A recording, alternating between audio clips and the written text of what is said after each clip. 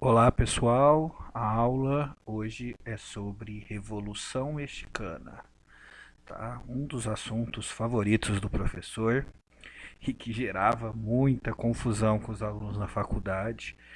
É um assunto muito complexo e que, de certa forma, os alunos têm muita dificuldade para entender todo o processo, tá? A Revolução Mexicana, ela, para você entender, é necessário que antes você entenda os antecedentes. A história do México é uma história conturbada. Embora os mexicanos comemorem o Grito de Dolores em 1810, do Padre Hidalgo como o momento da sua independência, esse processo, começado pelo Padre Hidalgo, foi contido pelos realistas que lutavam a favor da Espanha. E só na década de 1820, para ser mais exato, em 1821, que a partir de Iturbide, um, um defensor da Espanha até então, tá, que pertencia ao exército realista, é que o processo de independência realmente vai ocorrer. Detalhe, muita gente não sabe disso. O Iturbide proclamou um império, ele se autoproclamou imperador. Então o México, por um ano e pouco, ele foi um império para depois se transformar em república, tá? E durante esse processo pós-independência sempre houve muita instabilidade. No México, sempre que eu dava aula na faculdade sobre o assunto, eu sempre deixava claro isso. Havia um tripé formado por exército, igreja e pela antiga elite crioula, ou criolha, né, que vai tentar ter privilégios na política e com isto esses três pilares, né, que formam aí esse tripé, eles vão brigar entre si e por muito tempo você vai ter muita troca de governos, né, no pós-independência. Lembrando que os principais nomes aí da política nesse período é o Santana e o Bustamante, mas há outros nomes. O México vai trocar de presidente em média a cada um ano, 2 anos. E nesse período conturbado também a guerra do Texas contra os Estados Unidos, né? Lembrando que o Texas era um território antes do processo de independência mexicano. Após a independência, o Texas se proclama independente do México e os Estados Unidos depois vai lá e acaba anexando o Texas, gerando uma guerra entre Estados Unidos e México. Uma outra hora eu conto a guerra do Texas com detalhe para vocês, mas aqui é só um antecedente, então o importante é saber o quê? Que a guerra do Texas fez com que o México perdesse boa parte do seu território e se endividasse, causando ainda mais problemas, tá? Os problemas foram tão intensos que até um francês chegou a governar o México na década de 1860, tá? O Maximiliano se autoproclamou o rei do México. E, de certa forma, toda a instabilidade política do México vai terminar com o governo de Porfírio Dias, o Porfiriato. Porfírio Dias era um mestiço que vai de forma ditatorial, né, sempre vencendo eleições fraudadas, vai governar o México entre 1876 e 1911, o que vai dar aí um governo de 35 anos, né? É muita coisa, é muito tempo no poder. E como ele vai se manter no poder? Ele vai se manter no poder principalmente a partir do momento em que ele consegue controlar aqueles três pilares que eu já falei anteriormente, que é o exército, a igreja e a antiga elite crioula que se transformou na elite mexicana. Ele consegue controlar todos os três grandes grupos que até então se degladiavam, né? E a partir disso ele vai ter essa estabilidade. Como que ele vai conseguir controlar esses três pilares políticos? Fazendo alguns acordos, favores, privilegiando e, quando necessário, agindo com força e reprimindo. essa era a política de Porfírio Dias nesse período, tá? É, ele tinha um governo de caráter liberal. Esse essa liberalismo está principalmente na economia, ou melhor, está apenas na economia, tá?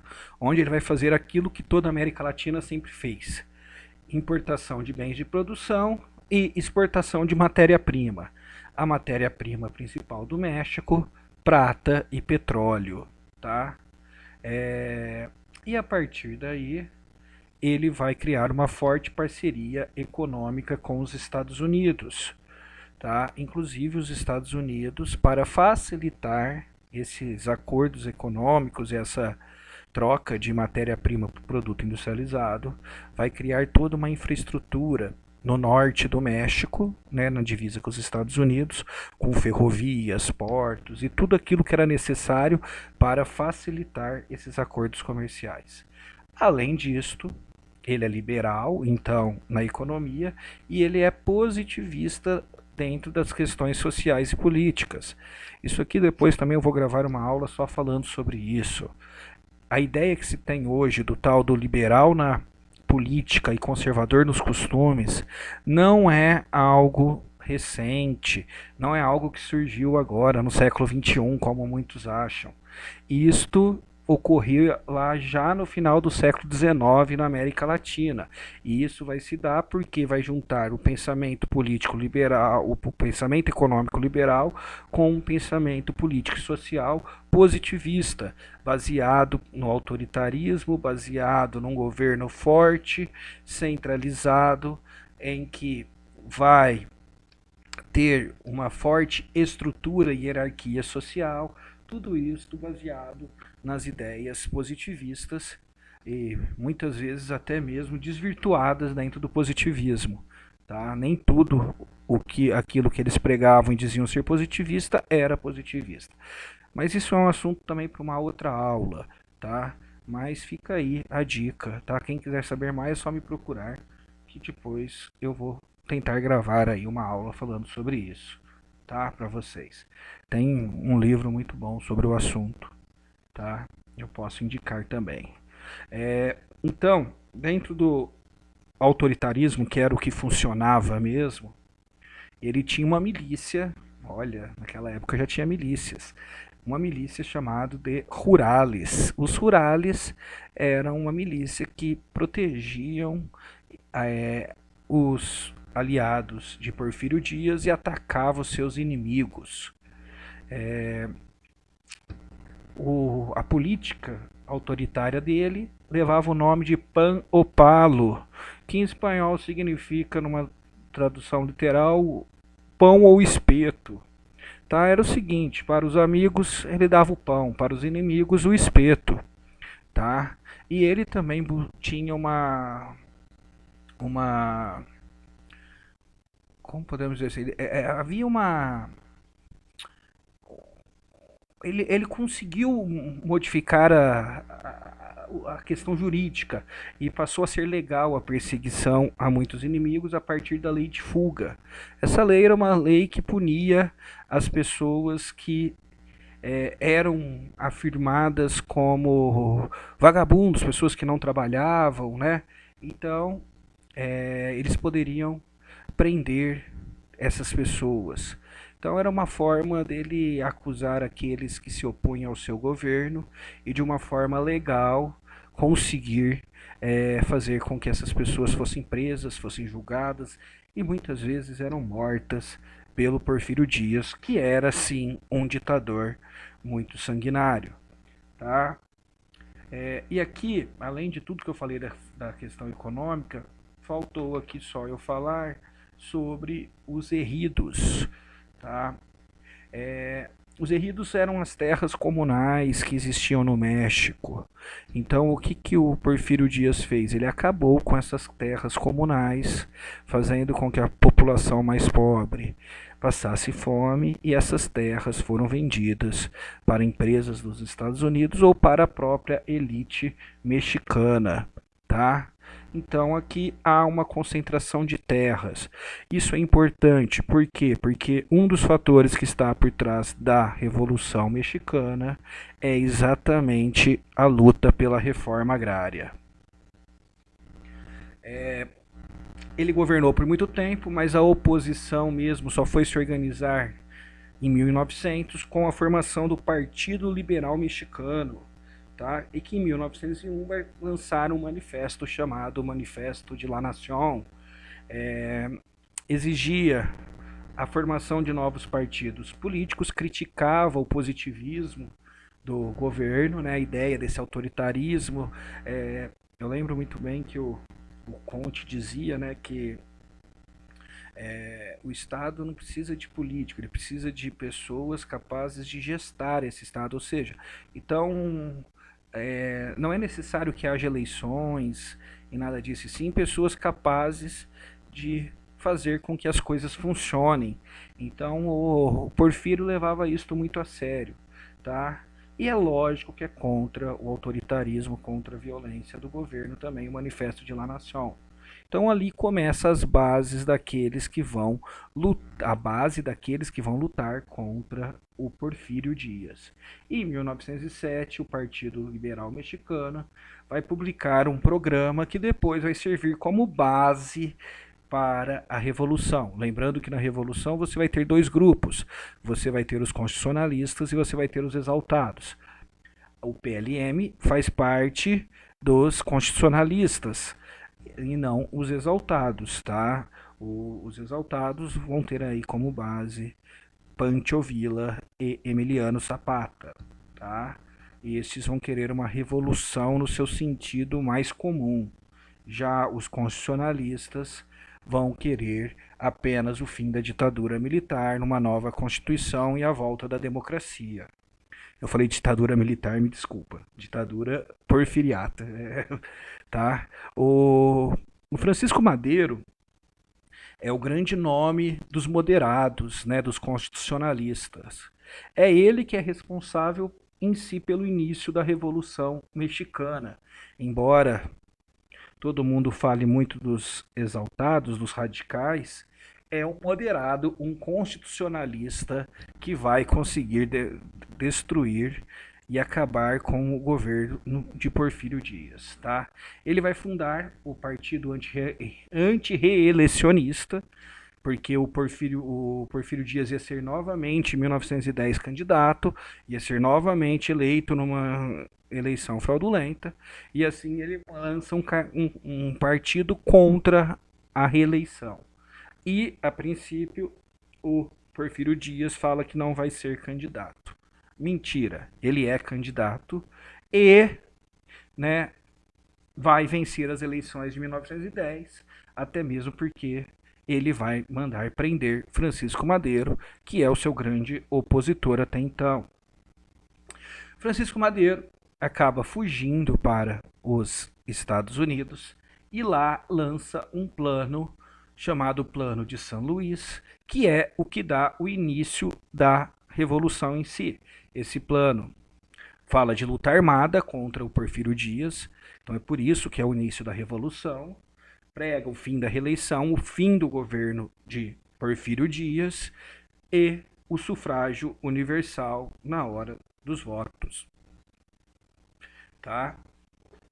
E ele vai conseguir alguns aliados importantes, principalmente no norte do México nesse período, que é o Orozco e o Pancho Villa, tá? Que vão se unir a Madero. Assim Madero vai se fortalecer muito. Eles vão chegar até a cidade de Juárez primeiro, vão dominar essa cidade e vão começar a expandir o seu domínio até que Porfírio Dias percebe que não consegue conter os revolucionários, que já conta com um forte apoio popular, e ele foge para a Europa, enquanto Madero é aclamado na cidade do México como o novo governante. E é aí que começa o problema. A princípio, todos têm o mesmo inimigo. Isso é comum nas revoluções, tá? Isso foi comum lá na Revolução Russa, na Revolução Mexicana, na Revolução Cubana, tá? Talvez só não é Até na própria Revolução Chinesa há também, embora o, o, o Mao Tse Tung acaba controlando com mais força tudo anteriormente. Mas há um inimigo em comum nessas revoluções. Então, antes de ter a Revolução Russa, eles queriam derrubar o czar. Antes de ter a Revolução cubana, eles queriam derrubar é, o Fulgêncio Batista. Antes da Revolução Mexicana, a Revolução Mexicana, qual que é o primeiro objetivo deles? Derrubarem Porfírio Dias. Tá, derrubou. E agora? Agora começa a luta interna, tá? Na própria Revolução Mexicana. De um lado, Madero e os constitucionalistas, que são os moderados. E do outro, Pancho Villa, ao norte do México, e Emiliano Zapata, no sul, que são os radicais que querem mudanças drásticas dentro do México. Tá? E é por isso que a revolução vai se arrastar, porque esses dois grupos vão brigar entre si. Lembrando que o Pancho Villa, que é do norte, o norte é mais urbano, tem mais infraestrutura, enquanto o Zapata, que é do sul, no sul é mais rural, eles é mais pobre, mais miserável, o sul do México, tá? Então o Emiliano Zapata tem uma grande preocupação, por exemplo, com a reforma agrária, porque os habitantes do sul foram os grandes prejudicados com o fim dos ejidos lá no México por parte de Porfírio Dias. A princípio, o Madero vai governar o México de forma provisória. Ele quer fazer uma reforma constitucional, né, para que o país volte para a democracia, mas o Zapata não aceita isto e em 1911 lança o Plano de Ayala. O Plano de Ayala pode cair no vestibular aí para quem presta, tá? O Plano de Ayala, ele é contra o Madero, ou seja, quando realmente fica claro que a revolução se dividiu em dois grupos. O Zapata acusa o Madero de não fazer aquilo que é necessário, principalmente a reforma agrária. É este o ponto principal do Plano de Ayala e que marca ali o início da oposição a Madero dentro da própria revolução, tá? E a família Dias, a partir do sobrinho do Porfírio, o Félix Dias, vai se unir a alguns políticos como Victoriano Huerta e também vai se unir aos Estados Unidos para, ao perceber uma fragilidade dentro dos revolucionários que estão divididos, fazer uma contra-revolução e acabar com a revolução. E assim eles matam Madero e vão assumir o poder. Quem vai assumir o poder é o Huerta, tá? E vai voltar com a centralização e autoritarismo. Qual que é o problema?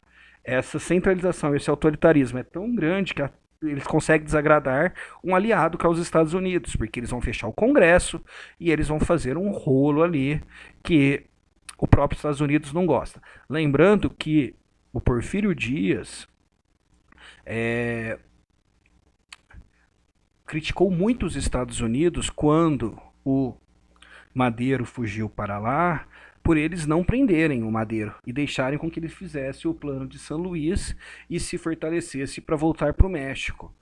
E agora os Estados Unidos novamente abandonou o Huerta, que não tinha como governar depois que os Estados Unidos virou as costas para ele e, ao mesmo tempo, havia dois grupos revolucionários que, a princípio, vão se unir contra o Huerta. O Huerta renuncia, Francisco Carvajal vai assumir o poder, vai governar apenas por um mês, tá, o Carvajal, e logo em seguida vai surgir uma nova, um novo político, que é o Carranza, tá? E ali, desculpa, tá errado no slide, tá Madero, eu vou modificar isso depois. não é Madero. Madero morreu aqui, agora é o Carranza, tá? O Huerta vai perder o poder e o Carranza, que era um político moderado e constitucionalista, vai convocar uma Assembleia Constituinte. Qual que é o problema disso? Vai ter a oposição de outros revolucionários mais radicais, como Vila e Zapata. Vila e Zapata querem se reunir com Carranza, tá? E convoca uma convenção em Águas Calientes.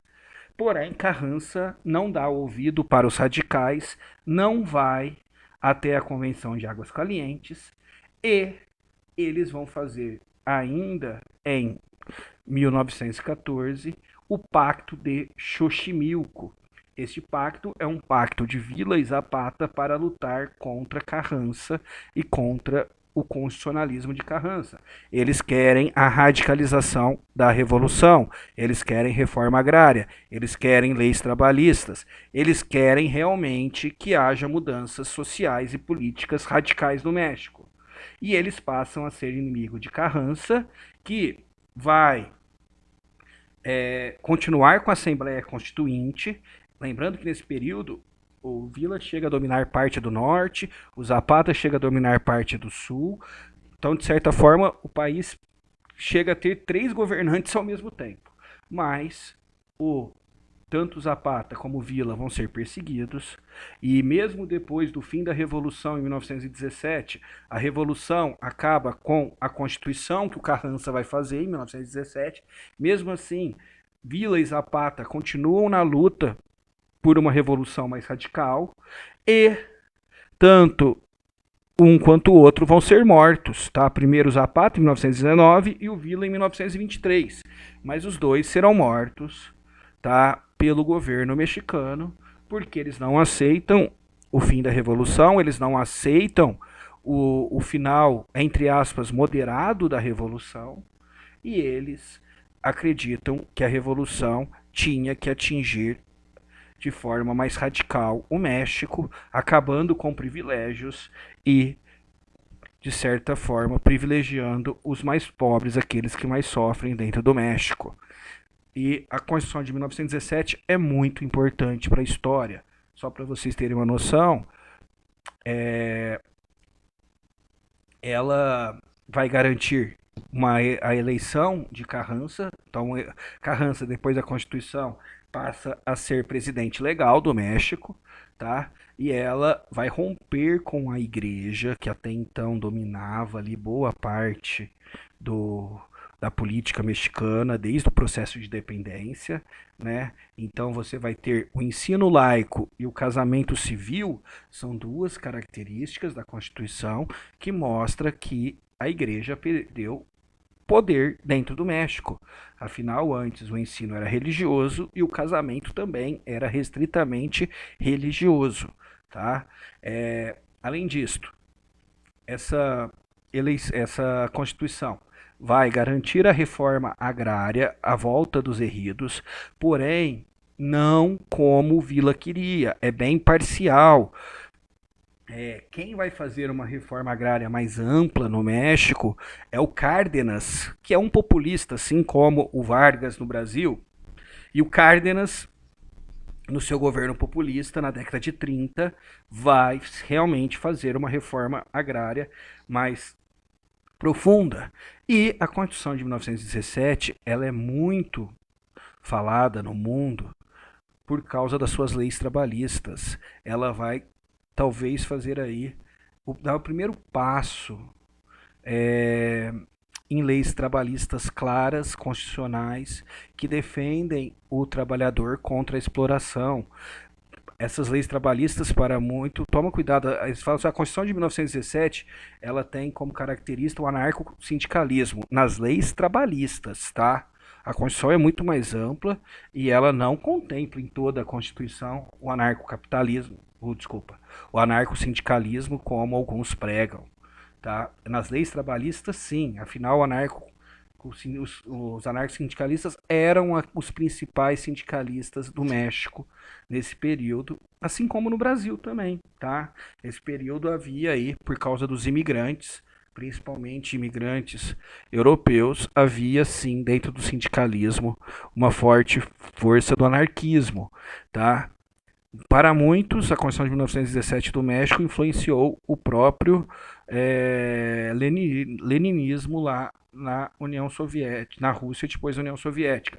Eu não sei se chegou a tanto, mas eu posso falar que a Constituição de 1917, por exemplo, influenciou muito a Era Vargas e influenciou muito as leis trabalhistas, a CLT feita por Vargas durante o Estado Novo.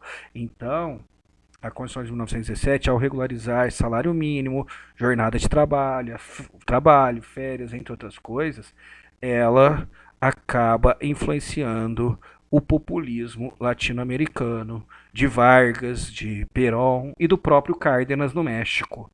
É isso, pessoal. Esta foi a Revolução Mexicana.